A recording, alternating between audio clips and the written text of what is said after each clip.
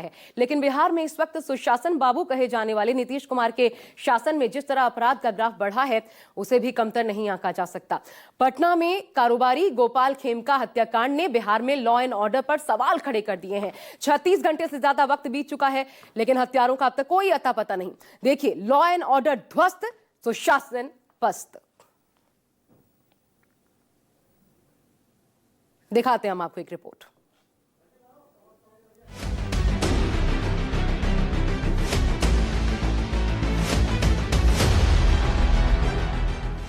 बिहार में गोपाल खेमका हत्याकांड पर बवाल है।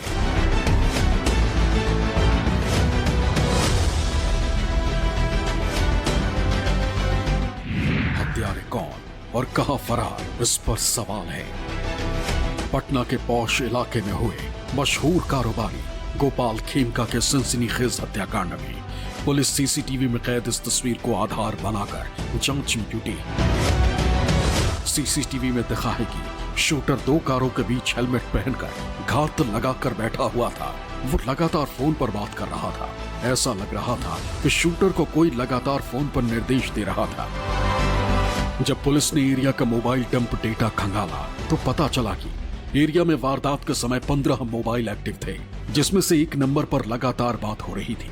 गोपाल खेमका के बेटे गौरव खेमका ने गांधी मैदान थाना में अज्ञात लोगों के खिलाफ प्राथमिकी दर्ज कराई है, जिसके बाद पुलिस ने 6 संदिग्धों को हिरासत में लेकर पूछताछ की है। वही मोबाइल डेटा के आधार पर बेऊर जेल में छापेमारी की। छापेमारी के दौरान जेल से 3 मोबाइल, सिम कार्ड और संदिग्ध मोबाइल नंबर बरामद हुए।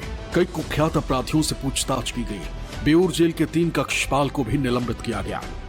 जो इस प्रकार की कुछ जानकारियां निश्चित रूप से जेल से भी प्राप्त होती हैं, उसमें हम लोगों ने भी कल जेल में छापेमारी की, जो औचक छापेमारी कमिश्नर साहब के साथ में मिलकर की गई थी। उसमें एक रूटीन छापेमारी भी थी, उसके साथ में कुछ जो जेल में बंद अभियुक्त हैं उनसे भी कुछ पूछताछ इत्यादि की गई हैं, जिनसे कुछ महत्वपूर्ण जानकारियाँ मिली हैं।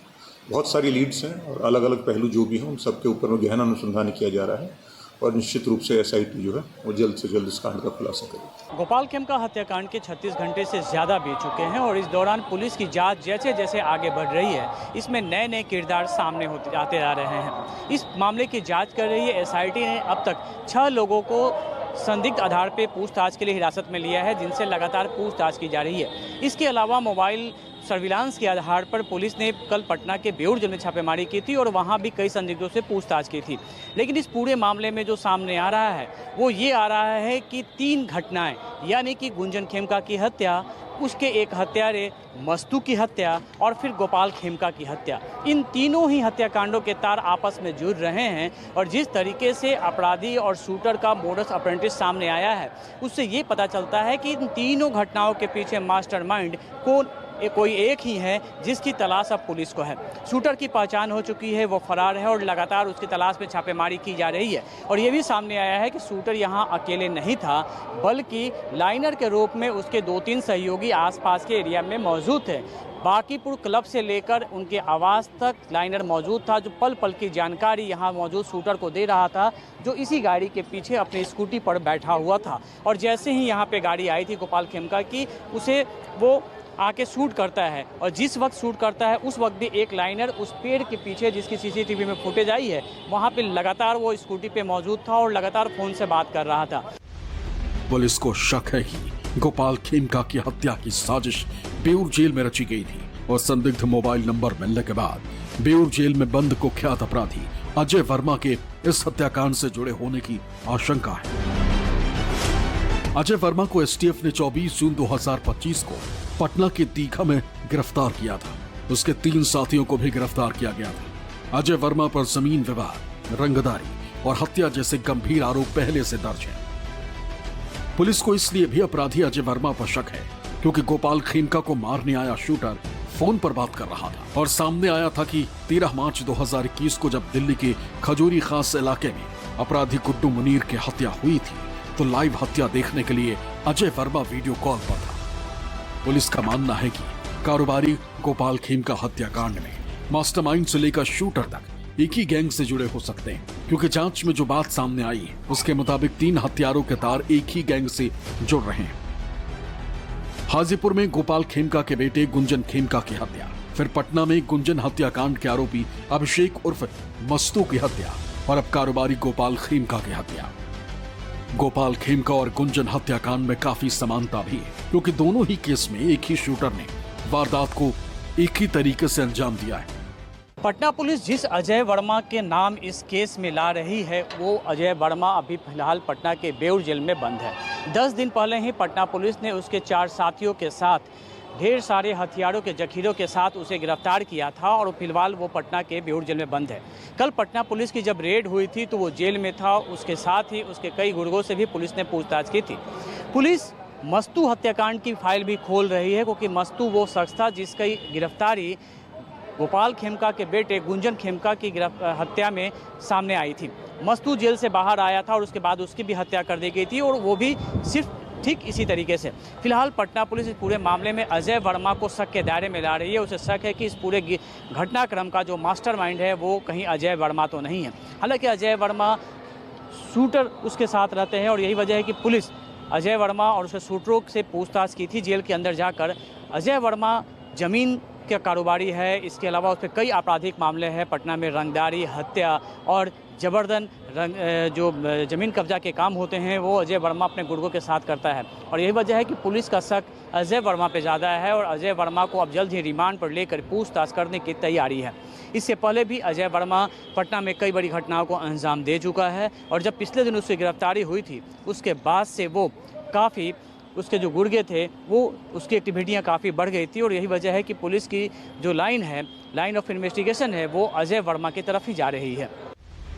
खेमका हत्याकांड की जांच में पुलिस को ये क्लू भी मिला है कि गुंजन खेमका की हत्या मामले में जिन 4 लोगों की गिरफ्तारी हुई थी उनमें से मस्तू की हत्या हो चुकी है, जबकि 3 अन्य जमानत पर बाहर हैं। और मस्तू की हत्या के बाद हुई जांच में 4 शूटर गिरफ्तार हुए थे, जिनका सीधा संबंध अजय वर्मा गैंग से बताया गया था। फिलहाल पुलिस गुनहगारों के तलाश में जुटी हुई है।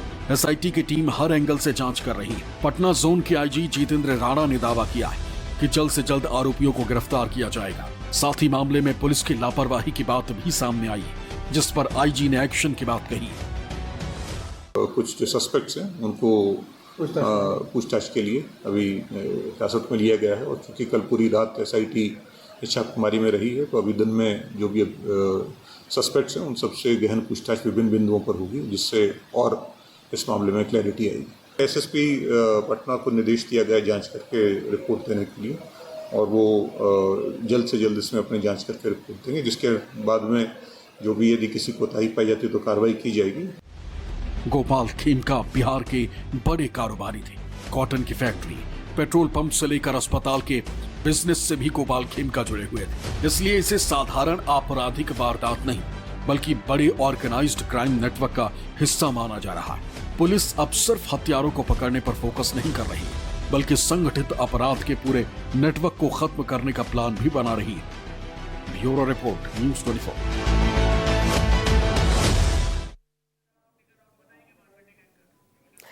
संज्ञेय अपराध की संख्या बढ़ी है क्योंकि अब पुलिस केस दर्ज करती है।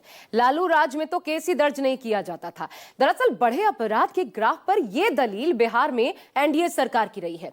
लेकिन क्या वाकई यही कारण है या फिर यकीनन अपराधियों का हौसला बुलंद हुआ है, जिससे तेजी से घटनाओं में, क्राइम में इजाफा हुआ है? और इसे देखकर यही कहा जा सकता है कि यही एक बड़ी वजह है। पटना में पिछले 5 महीने का क्राइम रिकॉर्ड आप देखकर हैरानी में पड़ जाएंगे। 5 महीने का क्राइम रिकॉर्ड डेटा क्या कहता है, अपराध किस तरीके से, हत्या की कितनी घटनाएं सामने हुई, एक एक करके आपको बताती हूं। हत्या, लूट, डकैती, रंगदारी, रेप, तमाम घटनाएं। देखिए, हत्या कुल मिलाकर के 116 घटनाएं हो जाती है। 5 महीनों का यह आंकड़ा जो आपके सामने हम रख रहे हैं। लूट की 47 घटनाएं कुल मिलाकर के। इसके अलावा डकैती की घटनाएं कुल मिलाकर के 11 5 महीनों में, रंगदारी 13 हो जाती है। रेप की 41 घटनाएं 5 महीनों में, अपने आप में दुर्दांत है।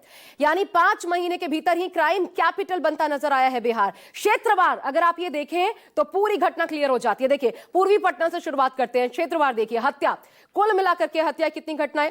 पूर्वी पटना में 45 हत्या की घटनाएं, लूट की 19 घटनाएं। इसके अलावा रेप की बात की जाए तो बेहद आश्चर्यजनक तरीके से इसमें इजाफा हुआ है। 14 घटनाएं रेप की पूर्वी पटना में। अब पश्चिमी पटना पर आ जाइए, यहां पर कितनी घटनाएं, कब कब? देखिए, हत्या की घटनाएं कुल मिलाकर के 33 ये फिगर सामने आता है, ये सारे जो कि रिकॉर्ड में है। 33 घटनाएं डकैती की अगर बात की जाए तो कुल मिलाकर के 5, रंगदारी 5, फिर यहां पर रेप की बहुत ज्यादा घटनाएं 14 घटना सामने आ जाती है। अब अगर मध्य पटना की आप बात करें तो यहां पर देखिए क्या स्थिति नजर आती है अपराधियों की। हत्या 12 हो जाती है, चेन स्नैचिंग 18, कुल मिलाकर के ये मध्य पटना की बात हम कर रहे हैं। वाहन चोरी की 637 घटनाएं अकेले वाहन चोरी की मध्य पटना में। और बड़ी बात यह है, कुछ दिन पहले पटना में 3 सिटी एसपी, एसएसपी, आईजी से लेकर के तमाम अधिकारियों के तबादले किए गए। यूपी के तर्ज पर ऑपरेशन लंगड़ा चलाया गया ताकि अपराधियों में खौफ कायम किया जा सके सरकार का, सुशासन का। लेकिन नतीजा ढाक के 3 पात और क्राइम कैपिटल के तौर पर पटना उभरता नजर आ रहा है। हालांकि चुनाव करीब आते आते इन घटनाओं में इजाफे पर सत्ता पक्ष विपक्ष पर साजिशन, वारदातों के आरोप भी लगाता रहा है। लेकिन गोपाल खेमका की हत्या के बाद सुशासन पर सवाल उठने लाजमी है, क्योंकि सहयोगी भी सवाल उठा रहे हैं। कैसे बिहार में लॉ एंड ऑर्डर को लेकर चुनाव से पहले घमासान मचा हुआ है, ये आपको दिखाते हैं।